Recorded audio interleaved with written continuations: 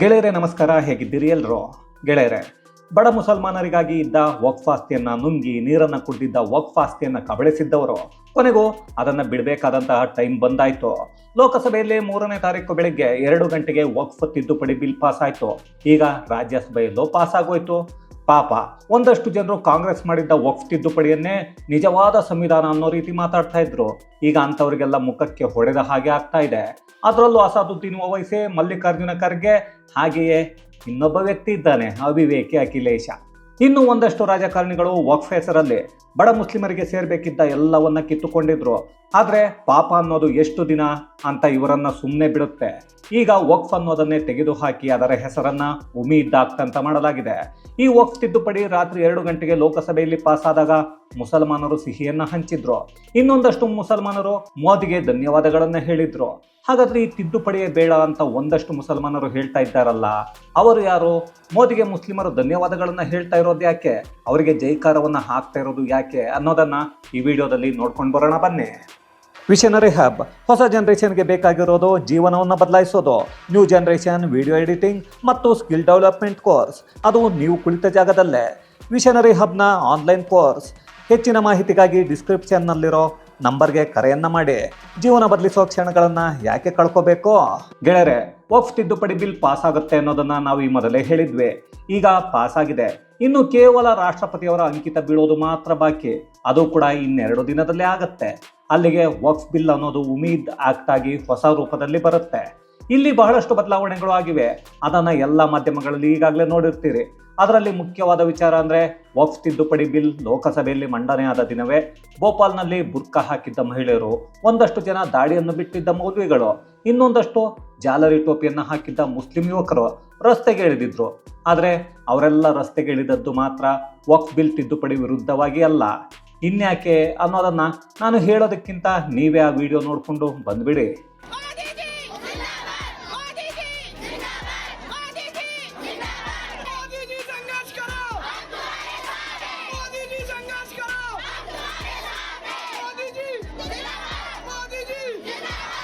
ಗೆಳೆಯರೆ, ವಿಡಿಯೋ ನೋಡಿದ್ರಲ್ಲ, ನಿಮ್ಗೆ ಏನು ಅನ್ನಿಸ್ತು ಅನ್ನೋದನ್ನ ಕಮೆಂಟ್ಸಲ್ಲಿ ತಿಳಿಸಿ.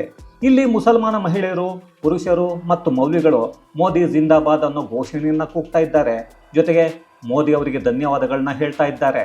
ಹಾಗಾದ್ರೆ ಇಲ್ಲಿರೋ ಮುಸ್ಲಿಮರಿಗೆ ವಕ್ಫ್ ಬೋರ್ಡ್ ಅನ್ನೋ ಭೂಮಾಫಿಯಾ ಬೋರ್ಡಿಂದ 1 ಪೈಸೆ ಉಪಯೋಗ ಕೂಡ ಆಗಿಲ್ಲ. ಈ ವಕ್ಫ್ ಬೋರ್ಡ್ ಅನ್ನೋದು ಶುರುವಾಗಿದ್ದು ಇದೇ ಬಡ ಮುಸಲ್ಮಾನರ ಉದ್ಧಾರ ಮಾಡೋಕೆ ಅಂತ. ಬಡ ಮುಸ್ಲಿಮರ ವಿದ್ಯಾಭ್ಯಾಸ ಮತ್ತು ಆರೋಗ್ಯಕ್ಕೆ ಸಂಬಂಧಪಟ್ಟ ಹಾಗೆ ಉಪಯೋಗ ಆಗಬೇಕು ಅನ್ನೋ ಉದ್ದೇಶದಿಂದ ಅದು ಆಗಿದ್ದು. ಆದರೆ ಅಲ್ಲಿ ಉದ್ಧಾರ ಆಗಿದ್ದು ಮಾತ್ರ ಕೇವಲ ಕೆಲ ರಾಜಕಾರಣಿಗಳು, ಕೆಲ ಶ್ರೀಮಂತ ಮುಸ್ಲಿಮರು. 1947ರಲ್ಲಿ ಭಾರತ ಮತ್ತು ಪಾಕಿಸ್ತಾನ ವಿಭಜನೆ ಆದಾಗ ಪಾಕಿಸ್ತಾನದಲ್ಲಿದ್ದ ಎಷ್ಟೋ ಹಿಂದೂಗಳು ಭಾರತಕ್ಕೆ ಬಂದರು. ಬಹಳಷ್ಟು ಮುಸಲ್ಮಾನರು ಪಾಕಿಸ್ತಾನಕ್ಕೆ ಹೋದರು. ಆಗ ಪಾಕಿಸ್ತಾನದಲ್ಲಿದ್ದ ಹಿಂದೂಗಳ ಆಸ್ತಿಯನ್ನ ಮುಸಲ್ಮಾನರಿಗೆ ಹಂಚಲಾಗತ್ತೆ.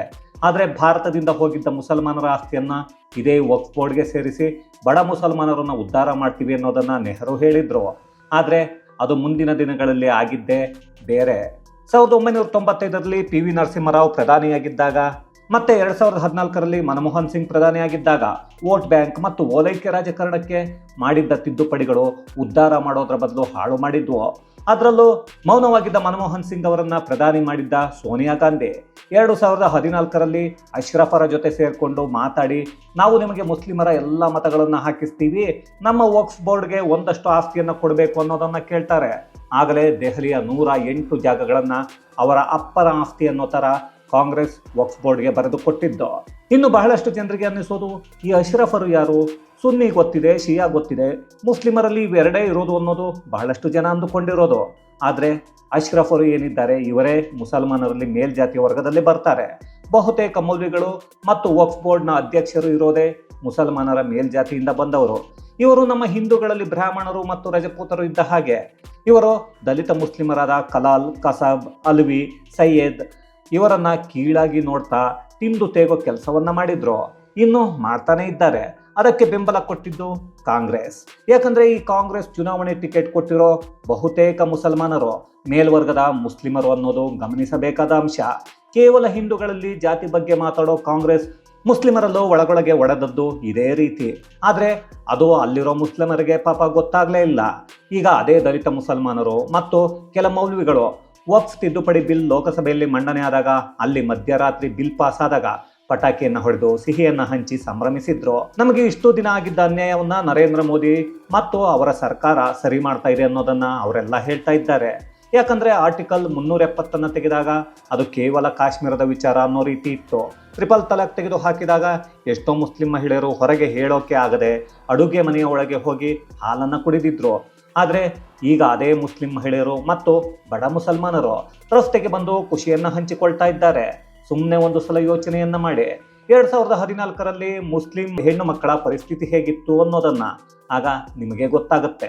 ಒಂದು ಕಡೆ ಹಿಂದೂಗಳನ್ನ ಒಡೆಯೋ ಕೆಲಸವನ್ನ ಕಾಂಗ್ರೆಸ್ ಮತ್ತು ಮಿತ್ರ ಪಕ್ಷಗಳು ಮಾಡ್ತಾ ಇದ್ರೆ, ಬಿಜೆಪಿ ಮತ್ತು ಮಿತ್ರ ಪಕ್ಷಗಳು ಎಲ್ಲರನ್ನ ಒಂದು ಮಾಡೋ, ಎಲ್ಲರಿಗೂ ಸಮಾನವಾದ ಹಕ್ಕನ್ನ ಕೊಡೋ ಯೋಚನೆಯನ್ನ ಮಾಡ್ತಾ ಇವೆ.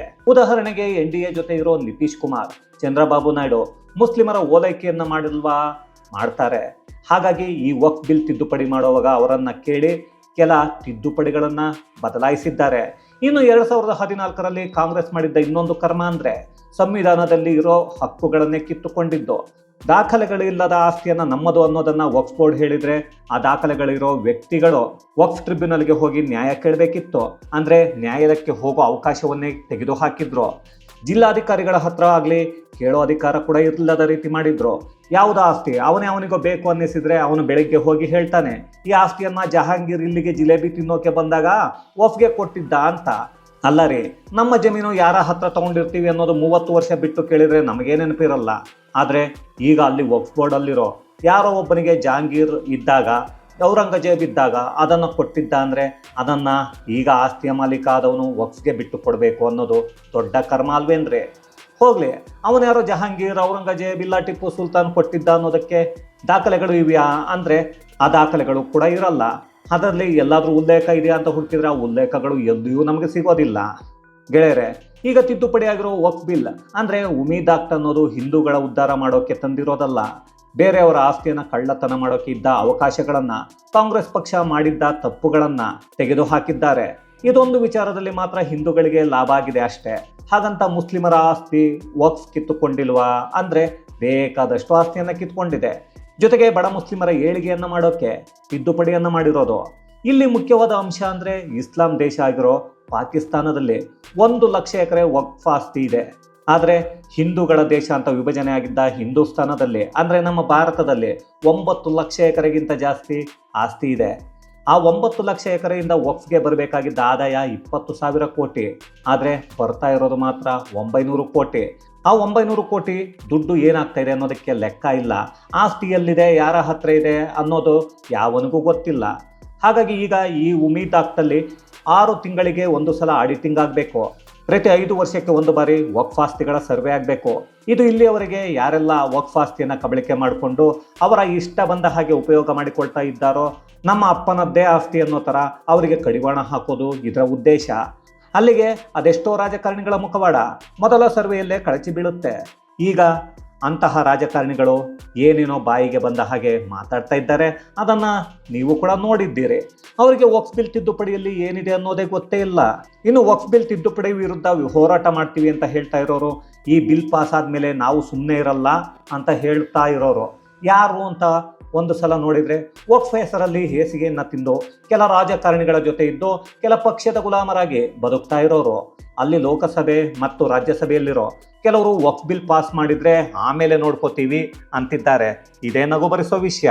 ಇವರನ್ನೆಲ್ಲ ಅದ್ಯಾರು ಆಯ್ಕೆ ಮಾಡಿದ್ದಾರೋ ಅನ್ನೋ ಭಯ ಕೂಡ ಆಗುತ್ತೆ. ಯಾಕಂದರೆ ಒಂದು ಸಲ ಬಿಲ್ ಪಾಸ್ ಆದಮೇಲೆ ಯಾವನು ಏನು ಮಾಡೋಕ್ಕೆ ಆಗಲ್ಲ ಅನ್ನೋದು ಅವ್ರಿಗೂ ಗೊತ್ತಿದೆ. ಆದರೆ ಏನು ಮಾಡೋದು, ಮುಂದಿನ ಚುನಾವಣೆಯಲ್ಲಿ ಮುಲ್ಲಾಗಳನ್ನು, ಮೌಲ್ವಿಗಳನ್ನು ಮತ್ತೆ ಒಂದಷ್ಟು ಮುಸಲ್ಮಾನರನ್ನು ಓಲೈಕೆ ಮಾಡೋಕ್ಕೆ ಈಗಿಂದಲೇ ಇಂತಹ ಮಾತುಗಳನ್ನು ಆಡಿ ತಯಾರಿಯನ್ನು ಮಾಡ್ಕೋತಾ ಇದ್ದಾರೆ. ಇವರೆಲ್ಲ ಒಂಥರ ಕೈಲಾಗದವನು ಮೈಯನ್ನು ಪರಿಚಿಕೊಂಡ ಅನ್ನೋ ಗಾದೆ ಇದೆಯಲ್ಲ, ಆ ಗುಂಪಿಗೆ ಸೇರಿದವರು. ಮೋಸ್ಟ್ಲಿ ಇವರನ್ನೇ ನೋಡಿ ಆ ಗಾದೆಯನ್ನು ಕೂಡ ಮಾಡಿರ್ತಾರೆ ಅನಿಸುತ್ತೆ. ಅದೇನೇ ಆದರೂ ವಕ್ಫ್ ತಿದ್ದುಪಡಿ ಅನ್ನೋದು ಪಾರದರ್ಶಕತೆಯನ್ನು ಕಾಪಾಡುತ್ತೆ, ಬಡ ಮುಸಲ್ಮಾನರ ಬದುಕನ್ನು ಹಸನಾಗಿಸುತ್ತೆ, ಬಡ ಮುಸ್ಲಿಮರಿಗೂ ಎಲ್ಲವೂ ಸಿಗೋ ರೀತಿ ಮಾಡುತ್ತೆ, ಜೊತೆಗೆ ಬಡ ಮುಸ್ಲಿಮರ ಏಳಿಗೆಯನ್ನು ಮಾಡುತ್ತೆ ಅನ್ನೋದರಲ್ಲಿ ಯಾವುದೇ ಅನುಮಾನ ಇಲ್ಲ. ಇದು ಈಗ ಬಹಳಷ್ಟು ಮುಸಲ್ಮಾನರಿಗೆ ಗೊತ್ತಾಗಿದೆ. ಅವರೆಲ್ಲ ಸಂಭ್ರಮಾಚರಣೆ ಮಾಡ್ತಾ ಸಿಹಿಯನ್ನು ಹಂಚಿ ರಾತ್ರಿ 2 ಗಂಟೆಯಲ್ಲೇ ಪಟಾಕಿಯನ್ನು ಸಿಡಿಸಿದ್ದಾರೆ. ಮುಸ್ಲಿಮರಿಗೂ ಈಗ ಗೊತ್ತಾಗ್ತಾ ಇದೆ, ಯಾರು ಮುಸ್ಲಿಮರನ್ನು ಉದ್ಧಾರ ಮಾಡ್ತಾರೆ, ಮುಸ್ಲಿಮರ ಬಗ್ಗೆ ಒಳ್ಳೆ ಯೋಚನೆಯನ್ನ ಮಾಡ್ತಾರೆ, ಯಾರು ಕೇವಲ ರಾಜಕೀಯವನ್ನ ಮಾಡ್ತಾರೆ ಅವರ ಹೆಸರನ್ನ ಹೇಳ್ಕೊಂಡು ಅನ್ನೋದು. ಅದೇನೋ ರಾಹುಲ್ ಗಾಂಧಿಯ ಮೇಲಿದ್ದ ಶನಿ ಮಹಾತ್ಮ ಕಾಂಗ್ರೆಸ್ ಪಕ್ಷ ಮತ್ತು ಮಿತ್ರ ಪಕ್ಷ ಹಾಗೆ ಅವರ ಬೆಂಬಲಿಗರ ಹೆಗಲನ್ನು ಏರಿ ಕೂತ್ಕೊಂಡಿದ್ದಾನೆ. ಅದೇನೋಪ್ಪ, ರಾಹುಲ್ ಗಾಂಧಿ ಸಹವಾಸ ಮಾಡಿದವರೆಲ್ಲ ರಾಹುಲ್ ಗಾಂಧಿ ಥರನೇ ಆಗೋದ್ರು. ಅದ್ಯಾಕೋ ಗೊತ್ತಿಲ್ಲ. ಕಾಂಗ್ರೆಸ್ ಪಕ್ಷ ಒಂದು ಮುಳುಗಿ ಹೋಗುತ್ತಾ, ಕಾಣಿಯಾಗತ್ತಾ, ಇಲ್ಲ ಅಂತಂದ್ರೆ ಆ ಪಕ್ಷದ ಜೊತೆ ಮಿತ್ರ ಪಕ್ಷಗಳು ಕಾಣಿಯಾಗತ್ವಾ ಅನ್ನೋದೇ ಇಲ್ಲಿರುವಂತಹ ಅನುಮಾನ. ಈ ವಿಷಯದ ಬಗ್ಗೆ ನಿಮ್ಗೇನು ಅನ್ನಿಸುತ್ತೆ ಅನ್ನೋದನ್ನ ದಯವಿಟ್ಟು ಕಮೆಂಟ್ಸಲ್ಲಿ ತಿಳಿಸಿ. ಇದು ಗೆಳೆಯರೆ, ವಕ್ಫ್ ತಿದ್ದುಪಡಿ ಬಿಲ್ ಲೋಕಸಭೆಯಲ್ಲಿ ಮಂಡನೆಯಾಗಿ ಪಾಸ್ ಆದಾಗ ಮುಸ್ಲಿಮರು ಸಂಭ್ರಮಿಸಿದ ಕುರಿತಾದಂತಹ ಒಂದಷ್ಟು ಮಾಹಿತಿ ಮತ್ತಷ್ಟು ವಿಶೇಷತೆಗಳೊಂದಿಗೆ ಮುಂದಿನ ವಿಡಿಯೋದಲ್ಲಿ ಭೇಟಿಯಾಗೋಣ. ಅಲ್ಲಿಯವರೆಗೂ ಕನ್ನಡವೇ ಸತ್ಯ, ಕನ್ನಡವೇ ನಿತ್ಯ.